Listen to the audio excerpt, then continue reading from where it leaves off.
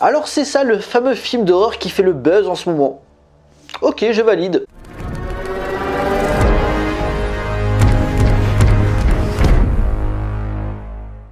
Bonjour à tous, il va être question de Terrifier 2 réalisé par Damian Leone.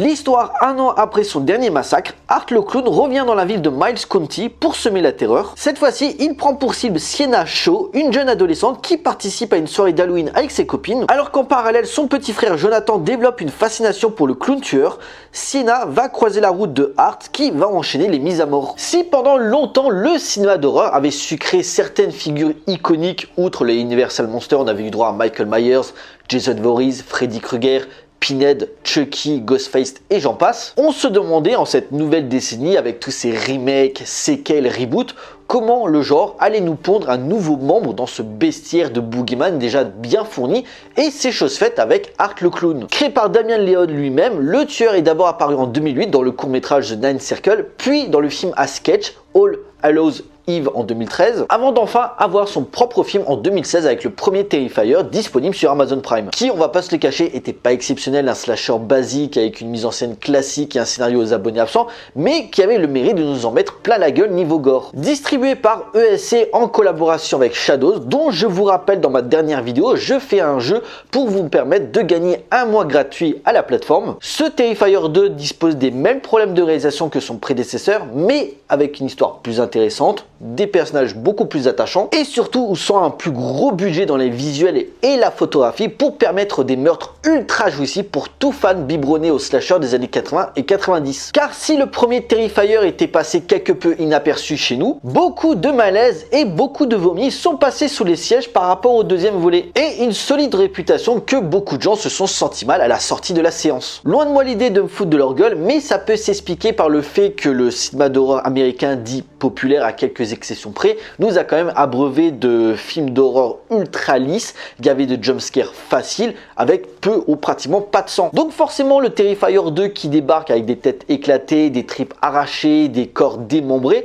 ils n'ont pas l'habitude. Quand en plus cette suite dure 1 heure de plus que le film original, oui, 2h20 en tout. Dans le genre, c'est ultra rare d'avoir une œuvre qui dure plus de 2 heures, quand en plus tu sais que tu vas te taper un enchaînement de scènes ultra trash. Pour ça, la grande réussite tient en grande partie à la performance de David Howard Wharton dans la peau du clown tueur. Dans le malaise et le choquant, l'acteur s'en donne à cœur joie par le mime et l'humour noir pour massacrer ses victimes de façon macabre, tout en étant créatif. Chaque mise à mort est différente des précédentes. Des fois, c'est vraiment à la limite, comme si le cinéaste voulait vraiment qu'on assiste à un meurtre où tous les interdits vont être là. Je pense à la scène où il s'attaque à Ali, une amie de Sienna, comment qu'il dépece le corps, qu'il lui arrache la partie supérieure du crâne, il lui arrache un bras, et quand tu penses que c'est fini, parce que tu dis de toute façon elle va mourir, il revient et il lui met du produit sur les plaies. C'est vraiment l'une des scènes de torture les plus gratuites que j'ai vues depuis très longtemps au cinéma. Bien sûr, c'est un moment parmi tant d'autres. Vol de globe oculaire pour remplacer celui qu'il a perdu. Il utilise un crâne comme bol à bonbons. T'as une scène de rêve où Sienna est témoin d'une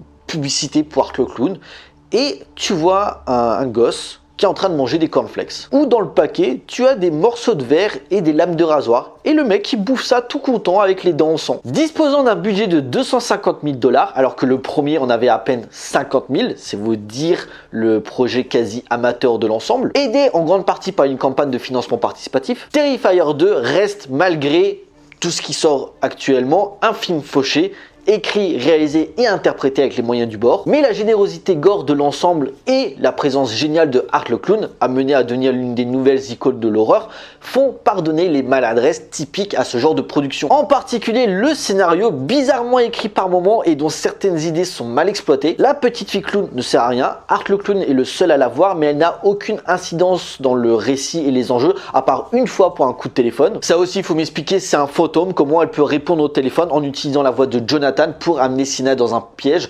Franchement, c'est débile. La copine à Sienna, Brooke, est juste l'une des personnages les plus irresponsables que j'ai vues. Elle lui fait prendre de l'exta sans savoir comment elle pourrait réagir. Et le fait que Jonathan peut avoir des problèmes, mais non, on s'en fout. Bah non, on s'en fout pas, il est peut-être en danger. Dommage aussi que le spectaculaire meurtre de Ali arrive assez tôt parce que tout le reste du film, tu as des scènes gore, mais pas aussi fortes que celle-ci. En parlant de durée, je veux bien que le spectateur, il en ait pour son argent, mais son climax est juste interminable. Tu aurais pu couper 10-15 minutes pour aller plus frontalement dans l'action. Parce que se cacher, se faire attaquer, de nouveau se cacher, puis après l'héroïne qui avec son épée que son père lui avait fait, se découvre avoir des super pouvoirs, ça sort de nulle part. Il y a des retournements de situation un petit peu faciles, mais c'est tellement fun pour moi, les défauts c'est secondaire. Bien sûr, le film, s'il n'aurait pas eu un boogeyman aussi imposant, mélange de Pennywise avec le côté clown forcément et de Freddy Krueger avec le côté sadique, Terrifier 2 n'aurait pas marqué autant les esprits. Terrifier 2 va très loin et pourtant il n'a subi aucune censure. Tout est montré sans aucun pudisme. Il y a quand même une scène où un mec se fait arracher la bite. De l'horreur grand guignolesque où l'imagerie aux couleurs assumées teintées de rouge et de bleu font penser aux grandes heures du giallo dans la mise en scène et le découpage des mises à mort pour être le plus efficace possible dans le gore décomplexé. Sachant que Damien Leone joue habilement sur son décor, là où dans le premier on avait juste droit à un petit resto et un immeuble quelque peu abandonné. Ici on a droit à une morgue en début de film,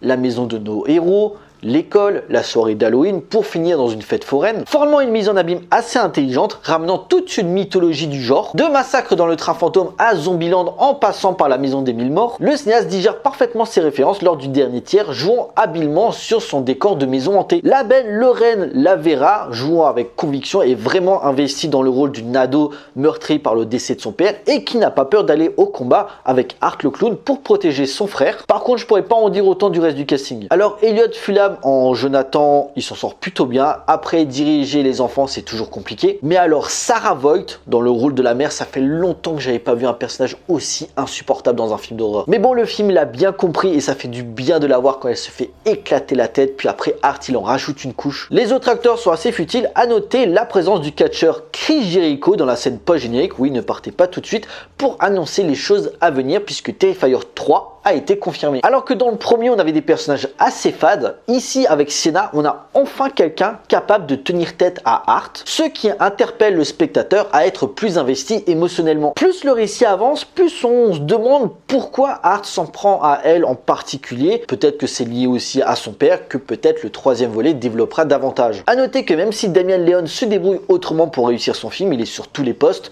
réalisateur, monteur, producteur, scénariste, sound designer, il s'occupe même aussi des effets spéciaux. On peut dénoter l'absence d'un thème marquant. Les grosses sagas de l'horreur, Halloween, L'Exorciste, Les Griffes de la Nuit, avaient des BO cultes qui restaient en tête. Ici, c'est pas le cas. Dommage. Sinon, à part ça, gros respect au cinéaste qui a réussi à accoucher d'un petit ovni filmique et qui a réussi à se faufiler grâce à un petit buzz dans les salles et avoir un joli succès. Un retour au cinéma d'exploitation qui fait plaisir et qui tâche. Serait-ce le retour à un cinéma plus mainstream face aux grosses productions hollywoodiennes ou est-ce juste un bug dans la matrice? L'avenir nous le dira. En tout cas, du bis bien sale comme ça, j'en prends quand vous voulez. En conclusion, Terrifier 2 enterre son modèle par un savoir-faire et un respect des codes du genre tout en se lâchant dans l'hémoglobine à contre-courant de l'horreur américaine devenue trop sage. Une suite fun, décomplexée, qui provoque et transgresse les règles dans sa violence visuelle, ce qu'on n'avait pas vu depuis très longtemps au cinéma. Une œuvre ambitieuse, un peu trop même à cause de sa durée excessive, mais qui tient ses promesses dans le gore, ce qui pourrait faire bouger les choses